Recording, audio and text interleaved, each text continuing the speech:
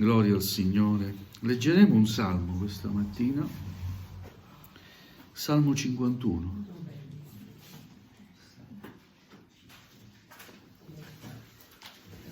Salmo 51. Alleluia, grazie per esservi alzati in piedi. Alleluia. E Dio benedica la sua parola al nostro cuore. Amen. Abbi pietà di me, o Dio, per la tua bontà. Nella tua grande misericordia cancella i miei misfatti. Lavami del tutto della mia iniquità e purificami dal mio peccato, poiché riconosco le mie colpe e il mio peccato è sempre davanti a me. Io ho peccato contro te solo, e ho fatto ciò che è male agli occhi tuoi, affinché tu sia riconosciuto giusto quando parli e irreprensibile quando giudichi. Ecco, io sono stato formato nell'iniquità e mia madre mi ha concepito nel peccato. Tu ami la sincerità nell'intimo. Insegnami dunque la sapienza nel segreto del cuore. Purificami con il sopo e sarò puro. Lavami e sarò più bianco della neve. Fammi udire gioia e allegrezza, e quelle ossa che hai spezzate esulteranno. Distogli lo sguardo dei miei peccati e cancella tutte le mie colpe. O Dio, crea in me un cuore puro e rinnova dentro di me uno spirito ben saldo. Non respingermi dalla tua presenza e non togliermi il tuo Santo Spirito. Rendimi la gioia della tua salvezza e fa che uno spirito volenteroso mi sostenga. Io insegnerò le tue vie ai trasgressori e i peccatori si convertiranno a te. Liberami dal sangue versato, o Dio, Dio della mia salvezza, e la mia lingua celebrerà la tua giustizia. Signore, aprimi le labbra e la mia bocca proclamerà la tua lode. Poiché tu non prendi piacere nei sacrifici, altrimenti li offrirei. Tu non gradisci olocausto. I sacrifici graditi a Dio sono lo spirito rotto. O Dio, tu non disprezzi il cuore affranto e umiliato. Fa del bene a Sion. Per la tua benevolenza edifica le mura di Gerusalemme. Allora prenderai piacere in sacrifici di giustizia, olocausti e vittime arse per intero. Allora si offriranno giovenchi sul tuo altare. Amen. Fin qui la lettura della parola del Signore. Un bellissimo salmo, molto profondo, di una profondità veramente alla quale dovremmo anche noi arrivare quando siamo davanti alla presenza di Dio. Mi sembra di vedere un cuore veramente aperto, un cuore che riconosce le proprie colpe davanti a Dio. È un salmo che Davide scrive quando il profeta Nathan va da lui e gli fa capire il suo errore. Si è messo con una donna sposata e per di più, dopo aver fatto adulterio, fa uccidere il marito di quella donna. Dà l'ordine all'esercito, al generale che è in prima linea in battaglia, di mandarlo lì dove è più facile che possa essere ucciso. Quell'uomo muore, ma Dio ha visto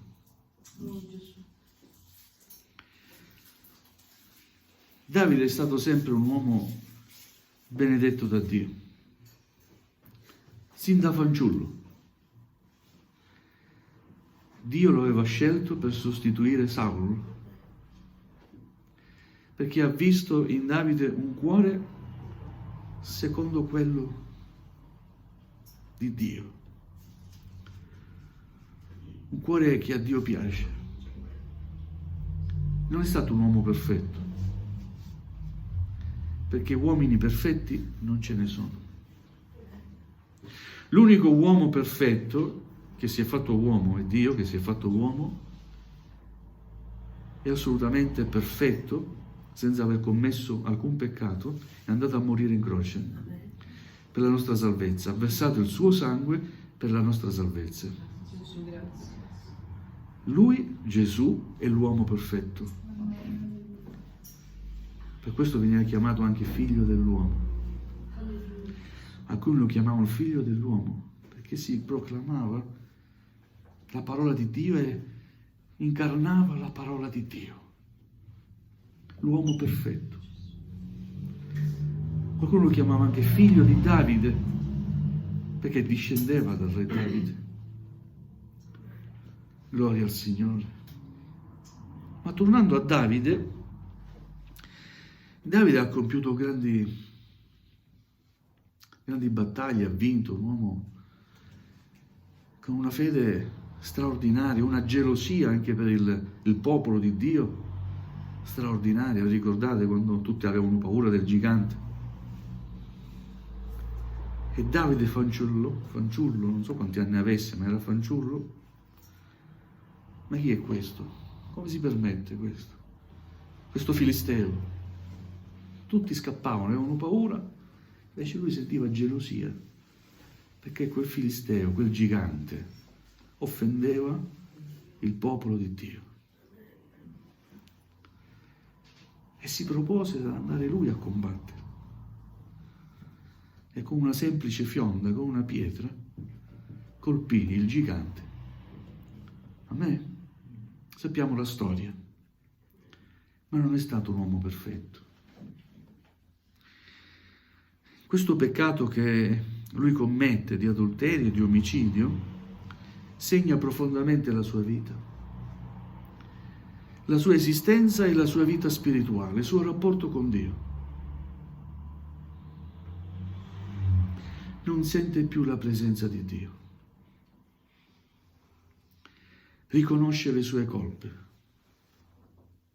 Confessa il suo peccato a Dio. E chiede a Dio: abbi pietà di me per la tua bontà. Nella tua grande misericordia cancella i miei misfatti. Chi può cancellare i peccati? Alleluia, abbiamo bisogno. A volte in un modo particolare, a volte noi sbagliamo. Non vorremmo sbagliare, ma posso dire che sbagliamo. Qualcuno si offende. E cosa fare quando si sbaglia? Dio ci ha dato Gesù. Amen. Bisogna ammettere davanti a Lui, confessare a Lui il nostro errore. Proprio come Davide, chiedere al Signore: abbi pietà di me. Alleluia. Ho sbagliato. Cancella il mio errore. Quando c'è il pentimento vero, sincero, c'è un profondo dolore interiore. E questo dolore interiore ti porterà poi a stare con un cuore aperto e piegato davanti alla presenza di Dio. Amen. Questo dolore è come se dentro di te pensassi: se potessi tornare indietro, se avessi la possibilità di rimediare, di non fare quello che ho fatto. Ecco, questo. Si ha un profondo dolore interiore, un pentimento. E Dio interviene quando c'è vero pentimento. Come è intervenuto nella vita di Davide, ristabilendolo. Abbiamo bisogno a volte di essere ristabiliti. E quel tempio dello Spirito Santo che noi eravamo e che abbiamo contribuito a rovinare, a macchiare, può essere restaurato dall'amore di Dio con il suo perdono. E possiamo ritornare ad essere quel Tempio santo. Amen. Amen. Perché noi siamo il Tempio dello Spirito Santo. Alleluia. Io ho peccato contro te solo. E ho fatto ciò che è male agli occhi tuoi. Questa è sincerità. Amen. È vero? Amen. Dio ci dia grazie di essere sinceri davanti a Lui. Amen. Noi non possiamo nasconderci né nascondere nulla al Signore che vede tutto e che sa ogni cosa. Purificami, lavami, fammi udire gioia e allegrezza, perché non sentiva più né gioia e né allegrezza. Quando c'è il peccato, c'è un senso di colpa che ti affligge e ti schiaccia e non senti più la gioia. Quella gioia che il Signore ti ha dato quando quella prima volta lo hai incontrato. È vero? Amen. Alleluia. E poi riesci a dire a Dio questa preghiera. Dio, oh Dio, crea in me un cuore puro.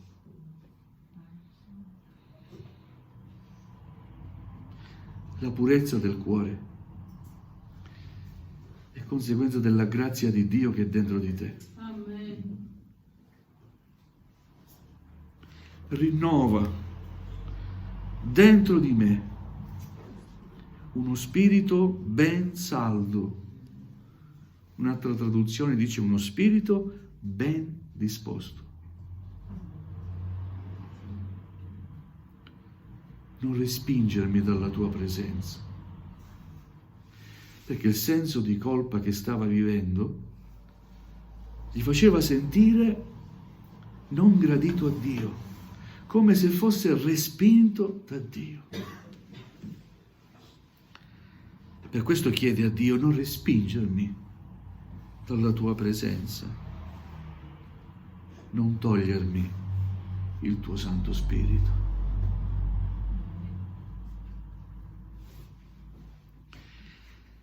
Alleluia. Quando c'è il peccato,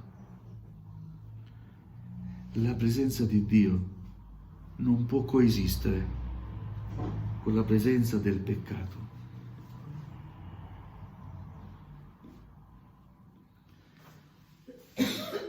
Ed ecco che Dio può ritirare il suo spirito.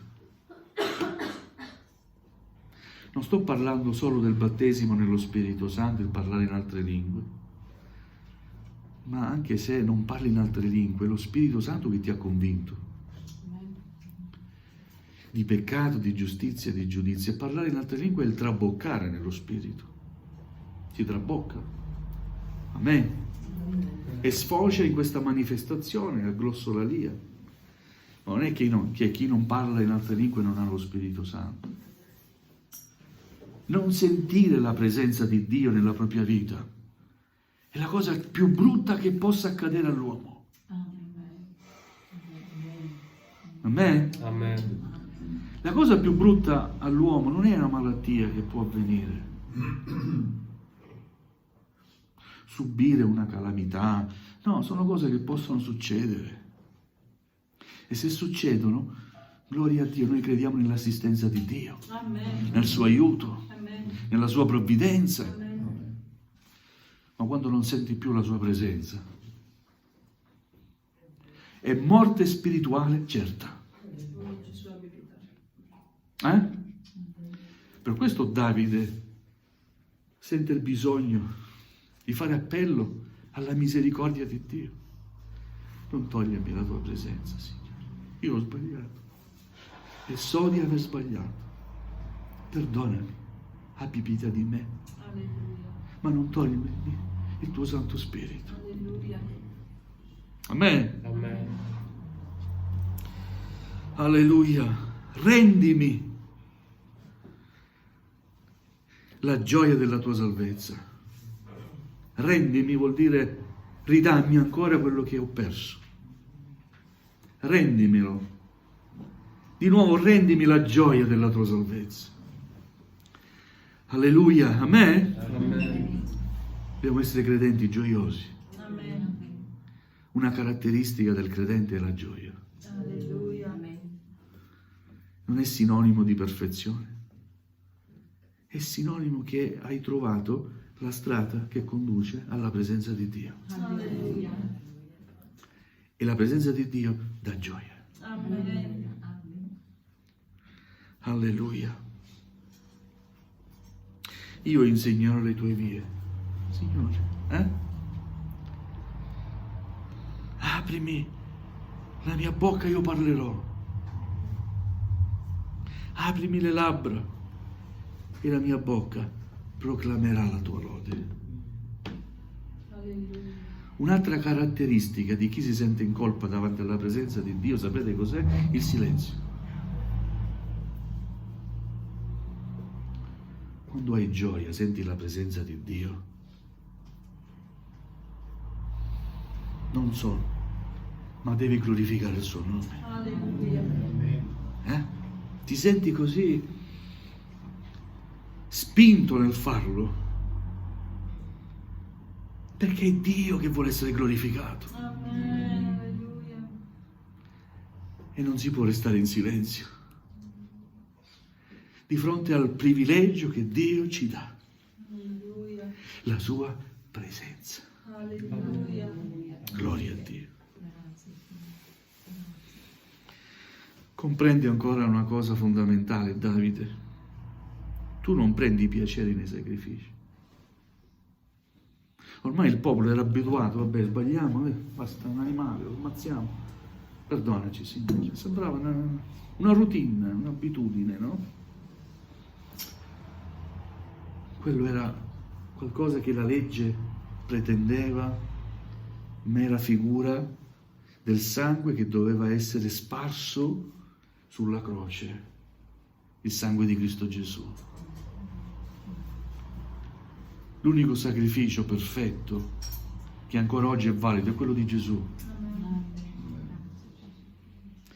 E per questo Davide comprende questa gloriosa verità. Tu non prendi piacere nei sacrifici, altrimenti te li offrirei, ma ho capito una cosa, che tu gradisci come sacrificio uno spirito rotto. Amen. Amen. E Dio si compiace quando il tuo spirito è rotto, il tuo cuore è toccato. Lui può agire, Amen. perché ogni tua resistenza si è abbassata. È vero? Gloria a Dio. Quanto è buono il Signore. Sai perché Dio gradisce un cuore rotto? Perché non ti vuole forzare. Noi siamo sempre pronti alla reazione. È vero, è la nostra natura, reagire è umano. Ma arrendersi davanti alla presenza di Dio non è qualcosa che tutti sappiamo fare. Oh Dio, crea in me un cuore puro. Amen. Io sento di fare questa preghiera per me. Metti dentro di me uno spirito ben saldo, Alleluia. fermo, Nonostante tutto quello che possa accadere e possa vedere, io so in chi ho creduto. Uno spirito che mi porta sempre ai tuoi piedi, Signore, che mi fa sempre adorare il tuo nome, Signore. Alleluia. Gloria al Signore. Non so se qualcuno questa mattina, scusate, è da tanto tempo che non sente la presenza del Signore. O forse non senti la presenza di Dio come tanti anni fa. Questa mattina non perdere tempo. Andiamo insieme al Signore. Amen. E se nel tuo cuore c'è qualche resistenza, eleva a Dio questa richiesta che ha fatto Davide. Dio, crea in me un cuore puro. Abbassa ogni resistenza che è dentro di me e che mi dice, io un peccatore? No, io sono una brava persona. Nessuno mette in dubbio che tu sia una brava persona, ma le brave persone non vanno sicuramente in cielo. In cielo ci va chi accetta Gesù come personale salvatore. Amen. Quello ti posso assicurare, sì. Fossi anche il più incallito dei peccatori, ma se si pente, la porta del cielo è aperta per lui. Gloria al Signore. Ma come credenti è fondamentale sentire la presenza di Dio. Tu sai cosa è avvenuto, cosa è accaduto, cosa hai permesso che entri dentro di te. Io non lo so, ma so che fino ad oggi Dio ci dà la possibilità di ritornare a Lui. E prima che sia troppo tardi, vogliamo rivolgerci all'amore e alla grazia di Dio, al suo infinito amore, al suo perdono. Vogliamo alzarci in piedi. Punta la mano.